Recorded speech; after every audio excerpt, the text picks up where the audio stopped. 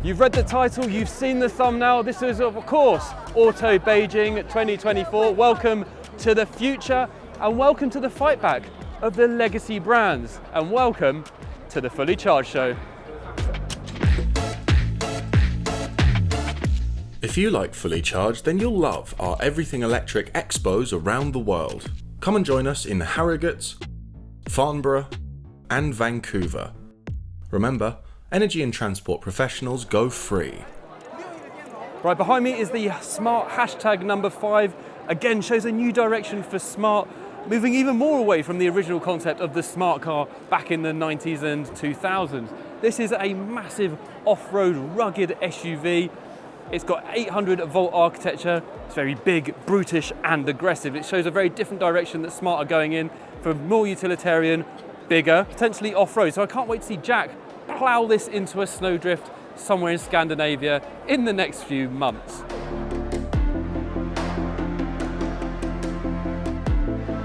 So behind me is the latest car from Zeekr. This is the Zeekr Mix, which is like a MPV. It's either a 5 or 6 seater. It's got lots of really unique features. For example, the seats swivel round on the inside.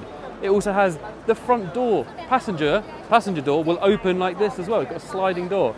Now they're saying it's going to be about 2,600 to 2,700 kilograms, CATL battery, and decent enough range. I don't think we know that yet. But look at it. This is Zeekr's global push. They're already in Europe. They're going to come to the UK very soon. They're going to Australia. They're going everywhere. This is Geely's big global push with electrification. And with this station wagon, I think this will attract or appeal to a lot more new buyers. It kind of reminds me of the Renault Espace. It's, again, thinking about a different design language which doesn't involve an ICE engine. And they come up with something quite beautiful like this.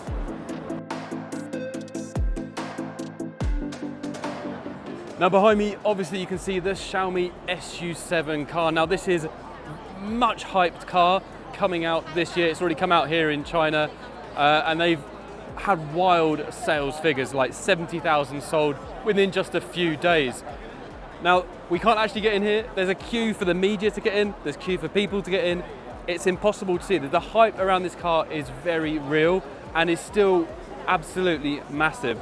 So this is about as close as we're going to get today. I am hoping we're getting to get this on the Fully Charged Show soon to actually test it. But to have this kind of queue, it's 3 o'clock in the afternoon on the first day, is absolutely insane.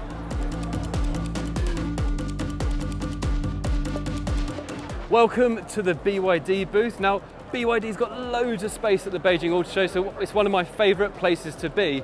And in fact, they've got their separate brands over here, and this is the Ocean M. And now this is a performance version of one of their cars. It's wrapped in carbon fibre, it's got body kit all over it, and there's a lot of interest in this car, as you can see. I expect this will have 2 motors, like lots and lots of performance, but I want automakers to start making more of these halo performance hatches, like the Focus RS, so people have this halo car that they can buy into eventually. I think this looks absolutely fantastic. It's a great direction for BYD in the future.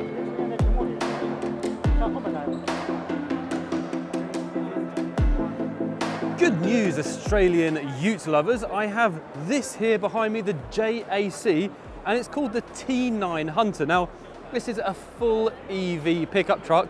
They're already exporting the previous model, the T8, to overseas markets. So it doesn't take much to think, potentially this could go overseas as well. Now this has lots of facts about it because it's actually basically on the market. So dual motor, 4-wheel drive, 1.8 meter cargo box at the back, 70 kilowatt motor at the front, 160 kilowatt motor at the back, and an 88 kilowatt hour LFP pack.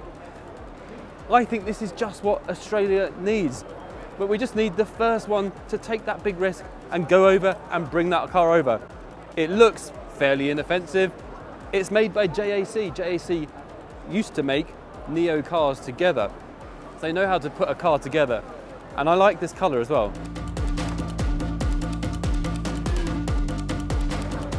Right behind me, if you can even see it amongst all the crowds, is the Denza Z9 GT. Now Denza is a brand of BYD's and it's co-owned by Daimler Mercedes-Benz. They've got a 10% stake, but the rest of it is strictly BYD. And look, we've actually got some space, you can see it.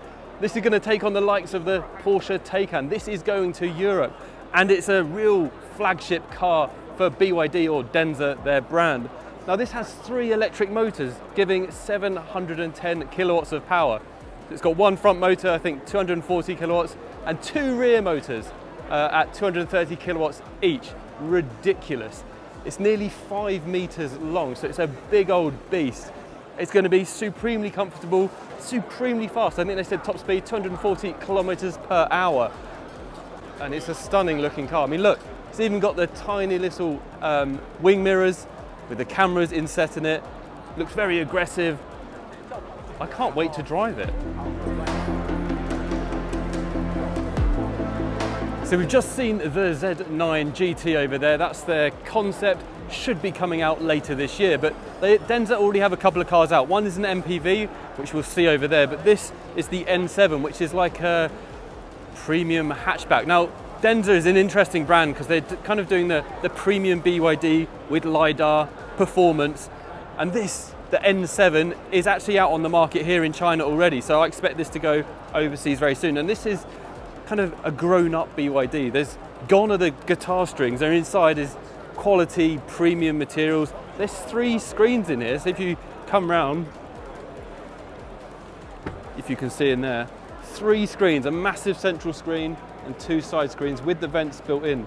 This is lovely, and all this material is so much more upmarket than a standard BYD. You know, it's got premium speakers, premium materials. It's actually a huge step up from the normal BYDs. Right behind me is a car called the Li Mega for a company called Li Shang. Now we haven't really heard about them on the Fully Charged show because they've only done range extenders or plug-in hybrids, basically SUVs. Now this is their first electric MPV. It's an absolute beast. It's over 5 meters long, but look at it. It's got a really slippery drag coefficient of 0.2 something. And this is what happens when you don't need an engine. You can completely redesign how cars look. And they've really done it with this. If I thought about my electric future, this really does represent it. It's very iconic looking already. Now, a lot of people already reviewed this car. We're going to review it next month in May, and we're going to live with it for a while. Maybe we're going to live with it for a few weeks, because I want to see what it's actually like having a big electric MPV. Over 5 meters long. What a beast. Can't wait to try it out.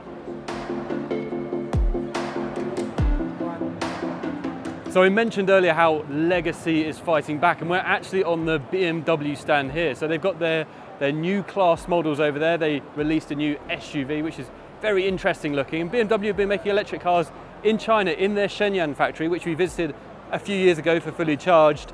And they've had an electric strategy for quite a long time. But now I'm more interested in Mini, obviously being British, and they've just released this. This is the Aceman SE, and this is about as close as we can get to the car at the moment. I wish we could get a bit closer, unfortunately not. But it's got a small battery, about 42 kilowatt hours, 7.9 seconds to 60. So it's kind of your bigger Mini. It's meant to replace the ICE Clubman, which went out of production. Now, I think these are being produced primarily in China first and perhaps in the UK later. So MG have been a really great example of Sino-British collaboration. So MG actually got a land speed record back in the 1950s with a very modified car, which reached nearly 250 miles an hour. Now they're back with this. This is the EXE 181 concept. It's a single-seater, which is very tight, as you can see. And it's got a super low drag coefficient of 0.181. The whole front lifts up to get in. Obviously, this is a completely bonkers concept.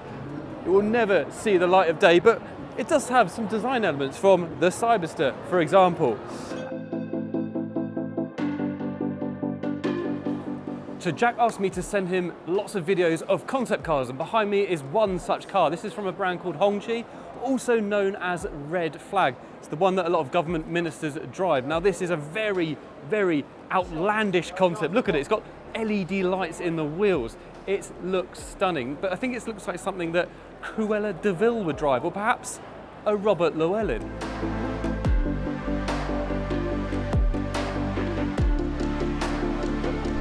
So that's the end of an extremely busy day. As you can see, it's the end of the day, so things are quietening down. Finally, many steps later.